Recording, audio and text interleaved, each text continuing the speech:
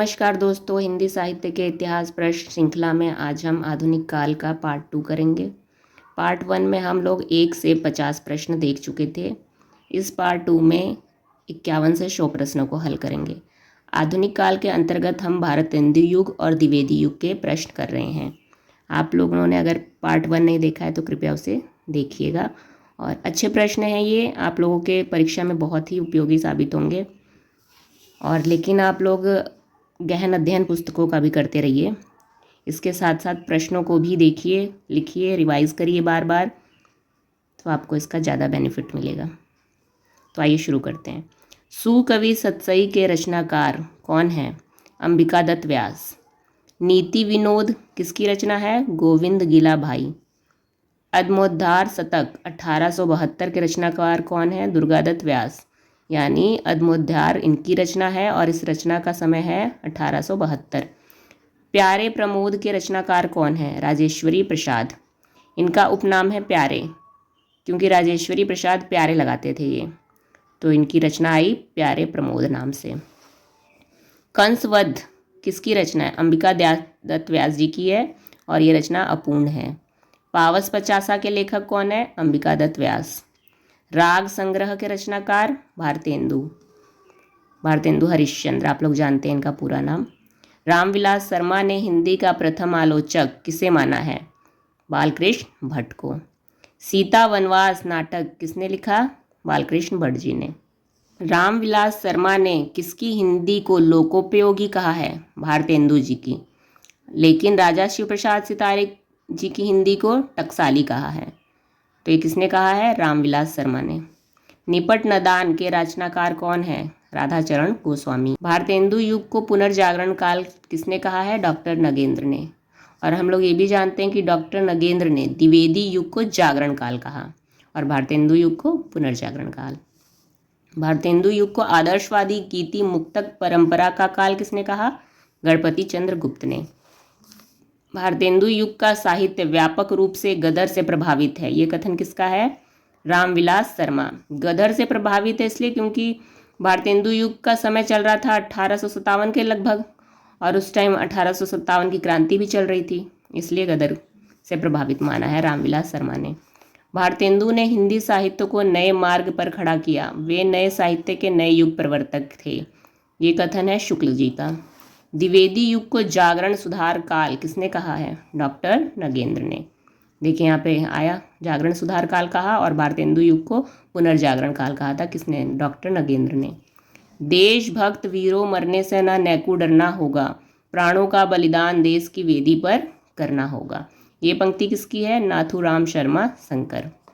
कवि कर्तव्य निबंध किसका है? महावीर प्रसाद द्विवेदी जी का, और ये इसका सन अगर पूछे तो 1903। हमसे सुनो सच की कहानी, जिससे मरे झूठ की नानी, सच है सभ्य देश की चीज़, तुमको होगी कहाँ तमीज, ये पंक्तियाँ किसकी है? बाल मुकुंद गुप्त जी की। कविंद्र कांते कविते अहो कहाँ, ये उक्ति किसकी है या पंक्ति? महावीर प्रसाद द्विवेदी। हे कविते, ये कविता है, हे कविते नाम से, ये भी महावीर प्रसाद द्विवेदी जी के। खड़ी बोली के तो ये प्रथम समर्थ कवि कहे जा सकते हैं। श्रीधर पाठक के बारे में ये बात किसने कही? डॉक्टर नगेंद्र। कवियों की उर्मिला विषयक उदासीनता लेख किसने लिखा? महावीर प्रसाद द्विवेदी जी ने लिखा था। इसी के आधार पे साकेत की रचना किया था किसने? गुप्त जी ने, मैथिली शरण गुप्त जी ने। सबसे पहले महावीर प्रसाद द्विवेदी जी ने ये लेख लिखा इस नाम से, फिर इसे देखकर मैथिली शरण गुप्त जी ने साकेत की रचना की थी, जो महाकाव्य है, हम जानते हैं हम लोग। फिर रविन्द्रनाथ टैगोर ने सबसे पहले लिखा था इतिहास की उपेक्षिताएं, इनसे प्रभावित होके महावीर प्रसाद द्विवेदी जी ने ये लेख लिखा था। निज भाषा बोलहूँ लिखूँ पढ़ूँ गुनहूँ सब लोग, किसकी पंक्तियां हैं? श्रीधर पाठक जी की। भर्तृहरि के वैराग्य शतक का विनय विनोद नाम से खड़ी बोली में अनुवाद किसने किया? महावीर प्रसाद द्विवेदी ने। श्रीधर सप्तक के रचनाकार कौन है? महावीर प्रसाद द्विवेदी। महावीर प्रसाद द्विवेदी ने लिखकर श्रीधर की भाषा कविता की प्रशंसा की थी। श्रीधर पाठक जी की प्रशंसा के लिए इन्होंने लिखा था रचना श्रीधर सप्तक। किसने? महावीर प्रसाद द्विवेदी जी ने। किस भारतेंदु प्रगेंदु नाम से जाना जाता है किसे? तो नाथूराम शर्मा जी को। रत्नाकर जी की रचना कौन सी है? हिंडोला, हरिश्चंद्र, वीराष्टक, ये सब किसकी रचना है? रत्नाकर जी की। इनका पूरा नाम है जगन्नाथ दास रत्नाकर। सुक्ति मुक्तावली के रचनाकार कौन है? रामचरित उपाध्याय। मातृवंदना के रचनाकार गिरिधर शर्मा नवरत्न। किसकी रचनाओं में छायावाद का पूर्वाभास मिलता है? तो मुकुटधर पांडे जी का। आप लोग ये उपनाम जरूर याद रखिएगा, प्रश्न ये भी दे देता है कि नवरत्न किसका उपनाम है? तो गिरिधर शर्मा जी का। या फिर रत्नाकर किसका उपनाम है? जगन्नाथ दास रत्नाकर जी का। सुकवि पत्रिका का प्रकाशन किसने किया? गया प्रसाद शुक्ल स्नेही। कौन सा रचनाकर हिंदी साहित्य सम्मेलन का 2 बार सभापति रहा है? तो ये रहा है अयोध्या सिंह उपाध्याय हरिओद जी, 2 बार रहे हैं। और ये सभा कहाँ स्थापित है? प्रयागराज में 1910 में स्थापित हुई थी। उद्धव शतक के रचनाकार कौन है? रत्नाकर जी, जगन्नाथ दास रत्नाकर। श्री रामातीर्थाष्टक के रचनाकार कौन है? सत्यनारायण कविरत्न। और भी इनकी रचना क्या है? रविंद्र वंदना, करुणा क्रंदन, श्री तिलक वंदना।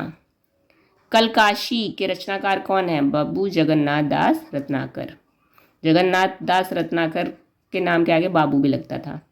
हरिऔध की किस रचना पर आर्य समाज का प्रभाव पड़ा है? तो वैदेही वनवास, ये किसकी रचना है? हरिऔध जी की। कबीर वचनावली के संपादक कौन है? हरिऔध जी।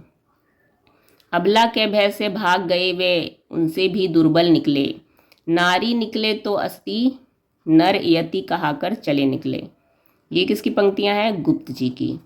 विष्णु प्रिया रचना नाम से ली गई है ये पंक्तियां। और विष्णु प्रिया कौन थी? चैतन्य महाप्रभु जी की पत्नी थी। जब ये घर छोड़ के चले गए थे चैतन्य महाप्रभु जी कृष्ण जी की भक्ति में लीन हो गए थे, तो अब इनकी पत्नी छूट गई पीछे विष्णु प्रिया जी, तो उनकी पंक्तियां हैं ये। गुप्त जी की कौन कौन सी रचनाएं हैं? रंग में भंग, नहुष, द्वापर, रत्नावली। गुप्त जी का पूरा नाम मैथिली शरण गुप्त। अधिकार खोकर बैठना ये महादुष्कर्म है, न्यायार्थ आप अपने बंधु को भी दंड देना धर्म है, ये पंक्तियां किसकी है? गुप्त जी की। और कौन सी रचना से पंक्तियां ली गई हैं? जयदत्त वध रचना से। किसे आधुनिक युग का वैतालिक कहा गया है? मैथिली शरण गुप्त को। वैतालिक मतलब होता है गीत गाने वाला। द्विवेदी काव्यमाला के संपादक कौन है? देवीदत्त शुक्ल। किसने खड़ी बोली को कृत्रिम शैली कहा है?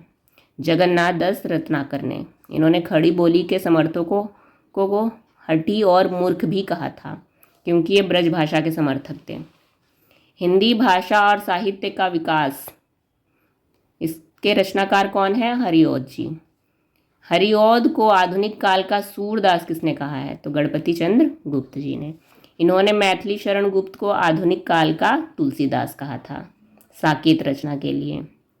प्रिय प्रवास में कितने सर्ग हैं? 17 सर्ग हैं। और ये प्रिय प्रवास रचना किसकी है? हरिऔध जी की। और इसका समय क्या है? 1914 में। इसमें मंगलाचरण नहीं है। मंगलाचरण जो हम कोई भी कविता करने से पहले, रचना करने से पहले भगवान की स्तुति करते हैं, उसको मंगलाचरण कहते हैं। तो प्रिय प्रवास में मंगलाचरण नहीं है। ये भी प्रश्न बन सकता है कि कौन सी ऐसा रचना है जिसमें मंगलाचरण नहीं है? तो प्रिय प्रवास। प्रिय प्रवास को भिन्न तुकांत कविता का महाकाव्य किसने कहा है? स्वयं हरिऔध ने कहा है, क्योंकि हरिऔध जी की ही रचना है प्रिय प्रवास, तो उन्होंने इसे क्या कहा है? भिन्न तुकांत कविता का महाकाव्य। अंत्यानुप्रास का स्वामी किसे कहते हैं?